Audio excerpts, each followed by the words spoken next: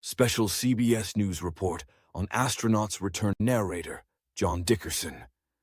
Good afternoon. We're on the verge of a momentous event as two American astronauts who have spent 9 months aboard the International Space Station, ISS, a period far longer than originally planned, are about to splash down back on Earth. Their journey has been one of unexpected twists, but now their mission is about to come to a close. NASA's Butch Wilmore and Suni Williams, along with fellow astronaut Nick Hague and Russian cosmonaut Alexei Ovchinin, are about to return to Florida's coast after their extended stay in space. Narrator, John Dickerson. Initially, Wilmore and Williams were scheduled for a brief 8-day mission aboard the International Space Station after launching aboard Boeing's new Starliner spacecraft. However, complications related to the Starliner's mission led to a pivotal change in plans. Due to safety concerns with Boeing's spacecraft, NASA made the decision to return the astronauts to Earth remotely without them aboard the Starliner.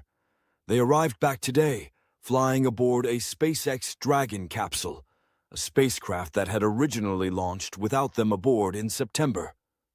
John Dickerson, CBS News host. Joining me to provide insight on the extraordinary journey these astronauts have undertaken is Dr. Tom Marshburn, former NASA astronaut with 3 spaceflights under his belt and the current chief astronaut and chief legal officer at Sierra Space. Dr. Marshburn, thank you for being with us today. You know these astronauts personally, and I can think of no one better to explain what they're going through right now. Dr. Tom Marshburn, former NASA astronaut. Thanks for having me, John. Right now, they're in the middle of a highly dynamic event, experiencing the intense re-entry process as their spacecraft slows down. At the peak of re-entry, they were traveling at over 25 times the speed of sound, Mach 25, and now they're slowing to about 350 miles per hour. They've essentially been inside a meteor as they've passed through the Earth's upper atmosphere, hearing the wind and seeing the plasma flow outside their spacecraft.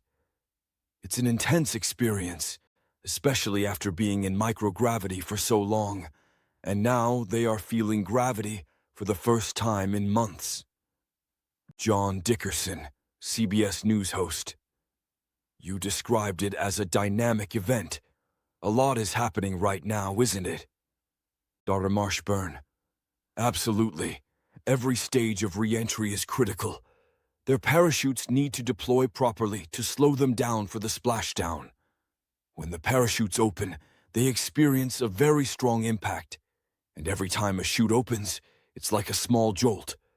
But the excitement is palpable because once those chutes are deployed, they know they're on the right track to landing safely. John Dickerson, CBS News host. Having been in microgravity for so long, I can imagine that gravity must feel intense when they start to experience it again. What's that like for an astronaut who's been away from Earth's gravity for so long? Dr. Marshburn. You're absolutely right, John.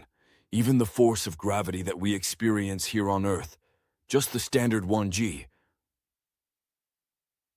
feels incredibly intense to someone who's been in space for months. Once the astronauts hit the Earth's atmosphere, everything feels heavier.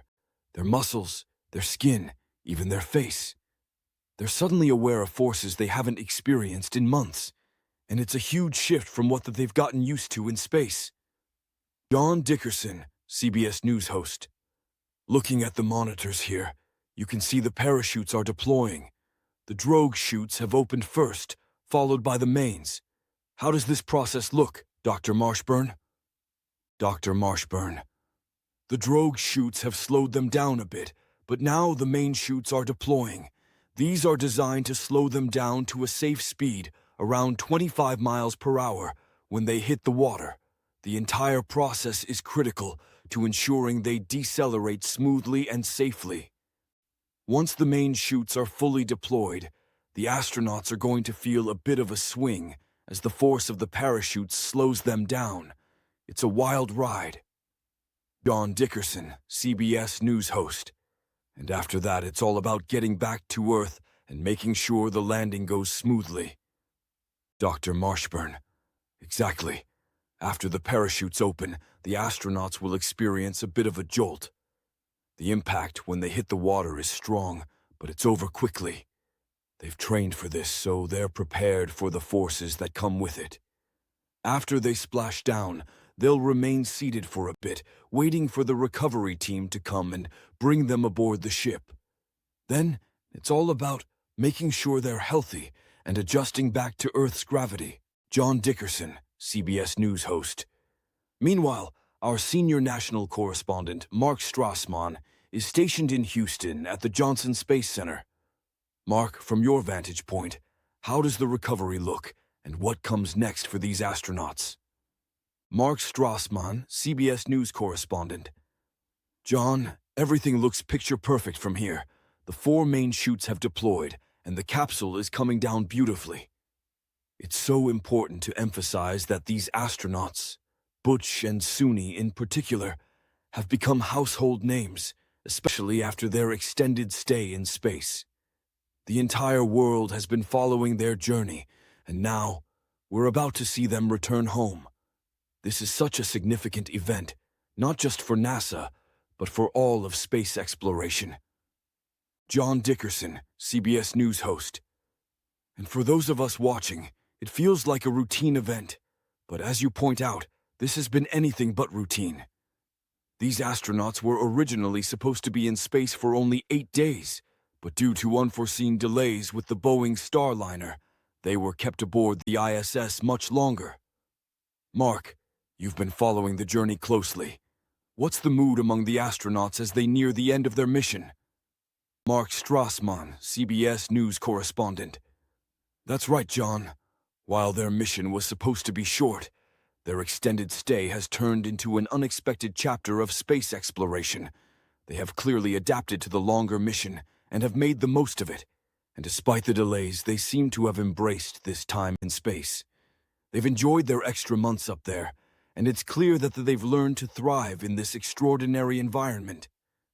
Now, of course, they're eager to get back home, reconnect with their families, and get back to life on Earth. John Dickerson, CBS News host. And what happens when they get back to Earth? What kind of recovery process do they go through? Mark Strassmann, CBS News correspondent. Once the capsule is recovered, the astronauts will undergo medical evaluations and checkups. They will have a physical exam to ensure they're healthy and that their muscles and bones are adjusting to the return to gravity. They've been in microgravity for so long, so their bodies need time to readjust. But after their medical checks, they'll head back to Houston, where their families will be waiting to greet them. Dr. Tom Marshburn, former NASA astronaut. And while the physical adjustment is important, the psychological adjustment can be just as challenging. After spending so long in space, astronauts can feel a bit disoriented when they return to Earth. The gravity, the sights, the sounds, everything is different after so much time away. But they're well trained for this, and they know that recovery takes time. John Dickerson, CBS News host. That's a great point, Dr. Marshburn. This is not just a physical transition. There's a mental and emotional element too, isn't there? Dr. Tom Marshburn, former NASA astronaut. Exactly. When astronauts first return, the sensation of gravity can be overwhelming. They can feel disoriented, and their muscles are sore from working against gravity again. But it's the little things, like feeling the breeze on their skin or hearing the sound of rain, that really start to bring them back to Earth. It's a gradual process, but one that's essential for their full recovery. John Dickerson, CBS News host. Dr. Marshburn, thank you so much for your insights. It's been an incredible journey watching these astronauts come back to Earth, and we appreciate the expertise you've brought to this conversation. Mark Strassmann, CBS News correspondent. It has indeed been a historic and emotional moment, John. For these astronauts, they've made it through an extraordinary journey, one filled with challenges, unexpected twists, and a lot of resilience. As they splash down and return to Earth, their stories will continue to inspire people around the world. John Dickerson, CBS News host. Well said, Mark, and thank you everyone for joining us today. As we witness the safe return of our astronauts, we'll continue to follow this story on CBS News 24/7 and tonight on the CBS Evening News. Until then, take care and stay tuned for more.